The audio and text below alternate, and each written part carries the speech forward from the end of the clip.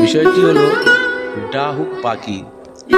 আমরা যে পাখিকে চলতি ভাষায় ডাক পাখি বলে ডাকি, আজ থেকে প্রায় 4000 বছর আগে এই ডাক পাখি পৃথিবীতে আমরা চিনেছি। কিন্তু বর্তমানে এই ডাহুক পাখি প্রায় বিলুপ্ত হয়ে যাচ্ছে। এই প্রায় বিলুপ্ত প্রজাতি আমরা কেউ সংরক্ষণ করি না।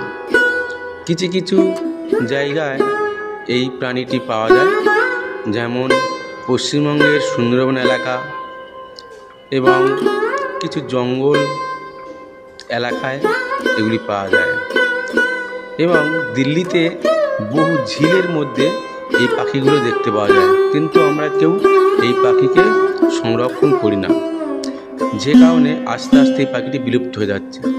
আজকের আমি এই গল্পটি বলার বিশেষ কারণ হলো, এই যে পাখিটি দেখছেন এদিক ওদিক জলের মধ্যে ঘুরছে, এর 5টা বাচ্চা ছিল, তার মধ্যে 3টে বাচ্চা কোনো কারণে গাছ থেকে পড়ে মারা গেছে, আর 2টো বাচ্চা আছে।